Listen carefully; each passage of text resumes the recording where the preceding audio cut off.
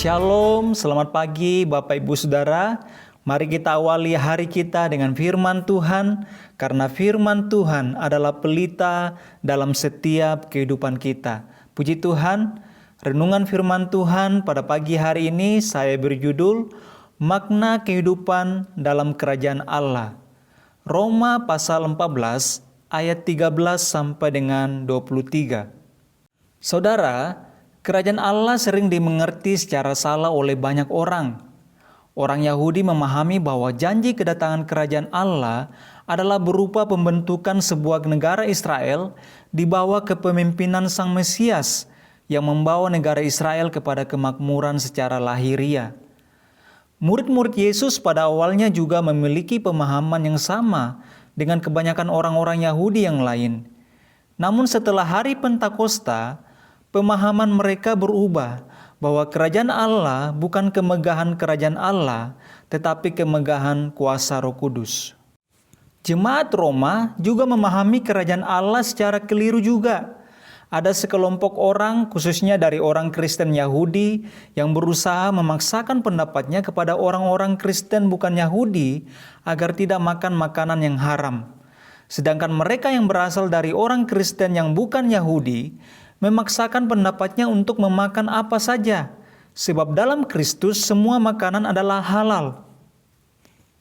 Nah, masalah ini telah menjadi masalah yang serius sehingga membahayakan perpecahan dalam jemaat. Karena itu Paulus berusaha untuk memecahkan masalah mereka dengan cara memberi mereka pemahaman yang benar tentang kerajaan Allah. Bahwa kerajaan Allah bukanlah soal makanan dan minuman, tetapi soal kebenaran, damai sejahtera, dan sukacita oleh Roh Kudus. Jadi bisa dikatakan bahwa kehidupan dalam kerajaan Allah adalah kehidupan yang memberi damai sejahtera dan sukacita yang asalnya dari Roh Kudus. Jika anggota warga kerajaan Allah tidak memiliki damai sejahtera dan sukacita, maka ini adalah sesuatu yang tidak pas dengan status kita sebagai warga kerajaan Allah. Permasalahannya yang terjadi adalah bahwa ada sekelompok orang yang meributkan perkara-perkara yang kecil yang tidak ada hubungannya dengan keselamatan. Nah, dalam perikop ini ada dua makna kehidupan dalam kerajaan Allah. Yang pertama, kehidupan dalam kerajaan Allah adalah diwarnai dengan kasih. Itu bisa kita baca di ayat 13 sampai dengan 16. Karena itu, janganlah kita saling menghakimi lagi, tetapi lebih baik kamu menganut pandangan ini, jangan kita membuat saudara kita jatuh atau tersandung. Aku tahu dan yakin dalam Tuhan Yesus bahwa tidak ada sesuatu yang najis dari dirinya sendiri. Hanya bagi orang yang beranggapan bahwa sesuatu adalah najis, bagi orang itulah sesuatu itu najis. Sebab jika engkau menyakiti hati saudaramu oleh karena sesuatu yang engkau makan, maka engkau tidak hidup lagi menurut tuntutan kasih. Janganlah engkau membinasakan saudaramu oleh karena makananmu, karena Kristus telah mati untuk dia. Nah, saudara, perikop ini dimulai dengan sikap saling menghakimi satu dengan yang lain. Yang satu kelompok merasa yakin dengan kebenarannya sendiri bahwa yang najis tidak boleh dimakan. Sedangkan kelompok yang lain juga sangat yakin dengan kebenarannya sendiri bahwa segala sesuatu boleh dimakan. Nah, hal ini telah menjadikan masing-masing pihak tersakiti. Bahkan yang lebih serius lagi adalah bahwa dengan berbuat ini, mereka telah membinasakan satu dengan yang lain. Nah, karena itu Paulus mengatakan bahwa sikap hidup yang demikian adalah tidak lagi hidup menurut tuntutan kasih. Karena kasih itu sifatnya membangun yang lain daripada membinasakan yang lain. Nah, saudara, dalam kehidupan bersama, kita sering menjumpai masalah-masalah di antara kita. Sekalipun seringkali masalah-masalah tersebut adalah masalah-masalah yang sepele, yang tidak ada kaitannya sama sekali dengan keselamatan kita dalam Kristus. Namun itu bisa terjadi. Saudara, firman Tuhan menuliskan bahwa kehidupan dalam kerajaan Allah adalah kehidupan dalam kasih. Bukan malah saling menghakimi, ya. Karena itu janganlah kamu saling menghakimi lagi. Stop menghakimi. Lebih baik saling membangun daripada menghakimi satu dengan yang lain. Ya. Sebab penghakiman itu adalah hak Allah sendiri. Manusia tidak punya sama sekali hak untuk menghakimi. Yang kedua, makna kehidupan dalam kerajaan Allah yang kedua adalah kehidupan dalam kerajaan Allah adalah diwarnai dengan damai sejahtera. Itu bisa kita baca di ayat 19 sampai dengan 23. Sebab itu, marilah kita mengejar apa yang mendatangkan damai sejahtera dan yang berguna untuk saling membangun. Janganlah engkau merusakkan pekerjaan Allah oleh karena makanan. Segala sesuatu adalah suci, tetapi celakalah orang jika oleh makanannya orang lain tersandung.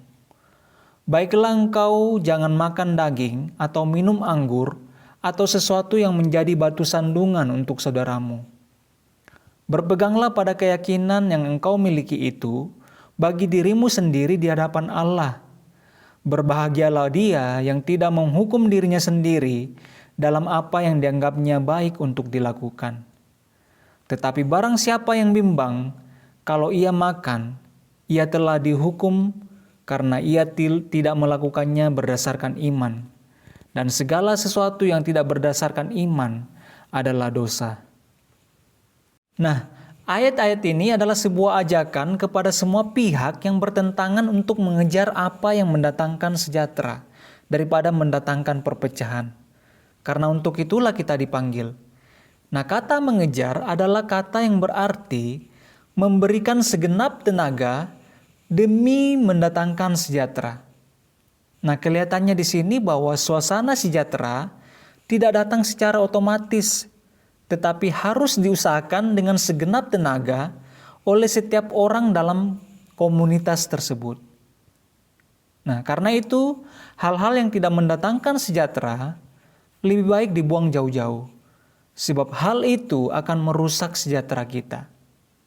Nah, dalam perikop ini, kata sejahtera dihubungkan dengan kegunaan untuk saling membangun iman. Artinya, agar bisa terjadi proses saling membangun, maka perlu diciptakan suasana yang sejahtera. Sebab jika suasana ini tidak ada, maka proses saling membangun tidak mungkin bisa terjadi. Jika proses saling membangun tidak terjadi, maka iman dari masing-masing warga kerajaan Allah tidak mungkin bisa bertumbuh. Jika tidak bertumbuh, maka ini bertentangan dengan rencana Allah dalam kehidupan warga kerajaannya.